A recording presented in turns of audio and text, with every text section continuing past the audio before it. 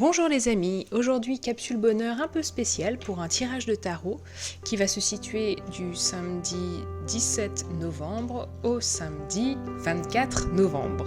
Alors je vous fais un tirage de tarot sur 2 cartes du tarot de Marseille avec une carte bonus. Pourquoi 2 cartes? Il y en a une qui va représenter les courants de la semaine, le courant vibratoire de la semaine, et la deuxième qui sera un objectif, un point spécifique à aller regarder cette semaine. Donc pour les courants de la semaine, nous avons le mât. Carte bien importante du tarot de Marseille puisque je n'utilise pour l'instant que les arcanes majeurs. Celle-ci est la dernière carte des arcanes majeurs, le mât ou l'arcane 22 mais elle n'a pas de chiffre et représente en grosso modo un petit bonhomme avec son baluchon qui s'en va sur le chemin avec un animal qui ressemble bien à un chien lui grattant la cuisse. Carte qui peut paraître somme toute énigmatique mais qui de prime abord me fait penser au fait que nous avons nos cartes en main, nous connaissons les règles du jeu, nous avons les dés, à nous de lancer et de se lancer sur cette aventure. Cette semaine sera donc une semaine à la fois de découverte, d'envie, de pulsions plus ou moins acceptées et de partir à la recherche aussi d'un but, puisque si nous avons toutes les cartes en main et que nous comprenons comment le jeu se joue, maintenant il n'y a plus qu'à jouer. Mais souvent, on peut se retrouver un peu désemparé devant le fait qu'il y a énormément de possibilités, qu'on a envie de toutes les faire et que finalement on reste bloqué sur notre point de départ, sur notre plongeoir, voire même parce que l'étendue est beaucoup trop grande. Le mât peut peut-être nous permettre de comprendre qu'il n'y a pas besoin de tout avaler, si je puis dire, il n'y a pas besoin de tout faire. Nous avons un corps, une identité. Ce chemin-là spécifique que nous avons choisi pour ce cycle d'incarnation nous montre que justement, nous ne sommes pas là pour faire toutes les vies du monde entier, mais bel et bien celles que nous avons choisies au départ. Le mât nous montre aussi que toutes les possibilités sont à l'intérieur de nous, c'est-à-dire que nous avons le monde entier à l'intérieur, les possibilités sont donc infinies, et le choix que nous allons faire ne veut pas dire se réprimer, se restreindre, mais plutôt choisir une direction et y aller. C'est un peu comme dans un supermarché, certaines personnes vont y aller juste pour se promener et finalement ne ressortir sans aucun objet acheté parce qu'il y a tellement de choix qu'ils ne sauront pas quoi choisir. D'autres vont y aller avec une liste spécifique et ressortir avec uniquement leurs objets qu'ils désiraient prendre sur cette liste, et une troisième personnes vont y aller avec une liste et vont dévier de la liste. Les trois font une expérience unique et font une expérience tout aussi valable. La vie c'est un peu pareil. Mais le mât ici nous montre que nous pouvons choisir, faire des choix en conscience désormais puisque nous avons les cartes du jeu, que ces choix faits en conscience nous permettent alors une expérience bien plus poussée de la vie plutôt que de la subir, disons-nous, et que ces choix faits en conscience nous permettent aussi de choisir une direction qui nous convient et qu'ainsi, ce faisant, nous adhérons aussi à l'expérience du tout. Le mât, c'est le lien entre notre individualité et le tout, puisque c'est la dernière carte des arcanes majeures. C'est aussi, on peut voir ça comme le personnage qui fait le tour de la roue du zodiaque. Il a donc appris de tous les autres signes. Ainsi, il tient dans son petit baluchon sa connaissance, mais cette connaissance-là, il n'a pas besoin de la retenir. Pour moi, ça porte aussi sur les possessions, c'est-à-dire que quand vous êtes lié au tout, quand vous avez fait ce lien avec le tout, vous vous rendez compte qu'il n'y a pas besoin de retenir les choses. Je sais qu'à l'école, on nous demande toujours d'apprendre et de retenir les leçons. Le fait est que si vous êtes en lien avec le tout, vous êtes en lien avec la source inépuisable de connaissances. Ce lien fait que c'est un peu comme un énorme cloud au-dessus de votre tête. Vous n'allez pas retenir cette masse incroyable d'informations dans votre tête, c'est pas possible. Par contre, vous y avez accès tout le temps. Ce qui fait que vous n'avez aucun besoin de la posséder, cette information. Vous savez qu'elle est là. Ce mât qui a ce bout de chair visible avec le chien, le fait qu'il n'ait qu'une canne, disons-nous, et qu'un petit baluchon, fait comprendre que quand vous êtes relié au tout, vous êtes relié à absolument toutes les puissances, toutes les possessions, toute l'abondance qu'il existe dans ce monde. Ce faisant, aucun besoin de retenir quoi que ce soit. Tout est là.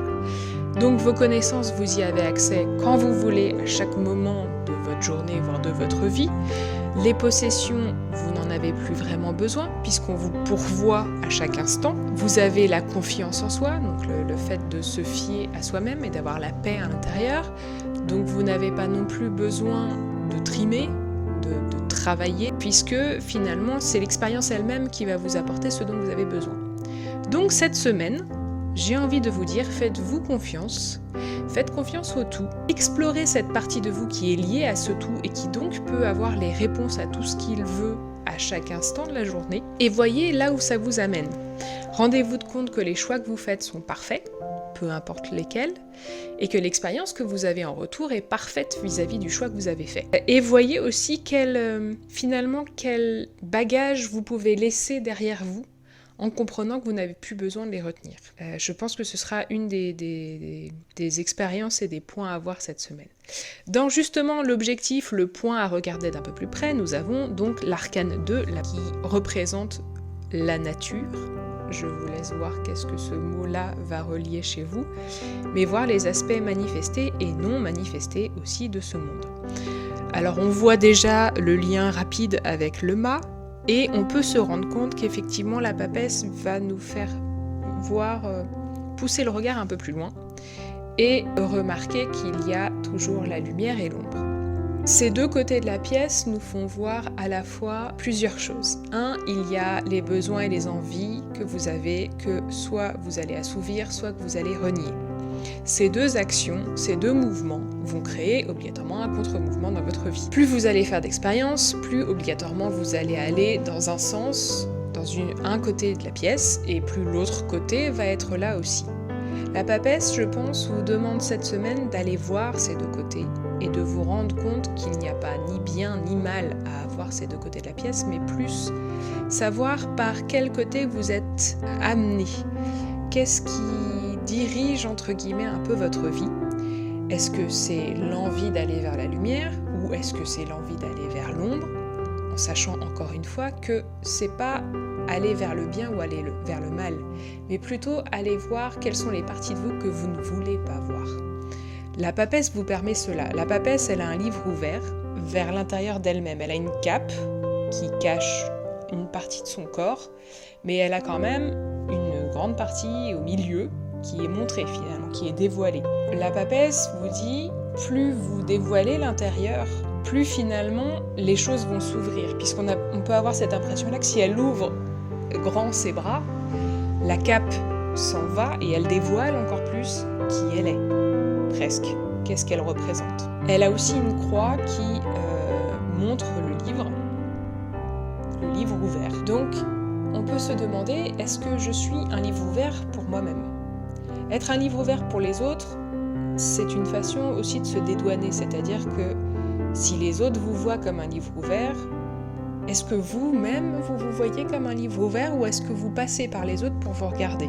La papesse, elle permet cela, c'est-à-dire qu'elle vous explique que plus vous allez finalement vous regarder d'une manière, alors objective c'est un peu compliqué, on est tous subjectifs, mais disons peut-être avec moins de jugement, peut-être avec plus de bienveillance, peut-être sans essayer non plus de vouloir obtenir quelque chose de ce regard, mais juste de regarder, plus vous allez obtenir une somme d'informations assez incroyable, qui peut se révéler être le fameux livre ouvert qu'elle a devant les yeux, qui peut aussi être une somme d'informations qui va vous permettre justement d'avoir d'autres expériences. La papesse que je mets en lien avec le mât, pour moi, vous fait voir les boucles que vous avez dans votre vie, ou les expériences qui reviennent toujours et encore et que vous ne comprenez pas pourquoi vous devez vivre ça tout le temps. En fait, ces expériences-là, elles vous mettent un énorme coup de projecteur sur ce que vous devez voir, tout bêtement. Souvent, c'est un énorme coup de projecteur sur une zone d'ombre que vous ne voulez pas reconnaître en vous. Pourquoi? Parce que, tout bêtement, on n'a pas du tout envie de reconnaître ce qu'on appelle nos défauts. Et pourtant, nos défauts sont à la hauteur de nos qualités, pour la simple et bonne raison qu'une pièce a deux côtés et que ces deux côtés sont égaux. Et cela ne fait encore une fois pas de vous une mauvaise ou bonne personne. Cela fait de vous tout bêtement un être humain. S'il n'y avait pas le deuxième côté, vous seriez bancal. Il y a un yin et un yang, c'est pas pour rien. Il y a un féminin et un masculin, c'est pas pour rien. On est dans un monde dual. Le but du jeu, c'est pas d'effacer une partie pour vivre l'autre. Le but du jeu, c'est de reconnaître les deux parties et de se sentir plein. Parce que souvent, il y a un vide qui est créé par le fait qu'on renie justement une partie de nous-mêmes. Ce vide, il devient proportionnel aux besoins d'amour qu'on a, aux besoins de reconnaissance qu'on a, aux besoins de lumière qu'on a et aux besoins de bien-être qu'on a. Mais ce vide, alors il ne pourra pas être rempli parce que c'est pas le but, mais disons qu'il pourra être vécu d'une autre matière aussi, si on accepte qu'on a deux faces et que ces deux faces font la richesse de nous-mêmes. La papesse pour moi, elle va vous faire montrer ça. Elle va vous dire, va falloir regarder l'autre côté. Va falloir apprendre à comprendre pourquoi l'autre côté est là. Va falloir apprendre à comprendre aussi que cet autre côté me sert et que dans cet autre côté de moi, j'ai un nombre incalculable d'informations qu'il m'est donné et qui serait bon d'aller regarder parce que peut-être que toutes les questions que je me pose, elles ont leur réponse dedans. Donc pour cette semaine, je vous souhaite une magnifique aventure. Je vous souhaite de déposer vos bagages et de comprendre avec confiance et foi en vous-même et en le tout que vous pouvez appeler Dieu, l'univers, le cosmos. Peu importe le nom que vous lui donnez, c'est la même chose. Et qu'en cette confiance, vous allez pouvoir vous dire qu'effectivement, vous n'avez pas besoin de retenir, de recrisper, de reposséder certaines choses parce que vous y avez accès tout le temps, à chaque seconde de votre vie, que c'est toujours là, que ça ne s'en va pas, et d'aller à la rencontre de votre côté, on va dire un peu plus obscur, ou de votre côté caché, ou de votre côté non révélé, pour finalement aller à votre rencontre et vous découvrir sous une autre lumière et vous dévoiler un peu plus à vous-même et pourquoi pas aux autres. Voilà, je vous remercie beaucoup pour votre écoute et puis j'ai hâte d'avoir vos retours et je vous souhaite une magnifique semaine. Bonne journée!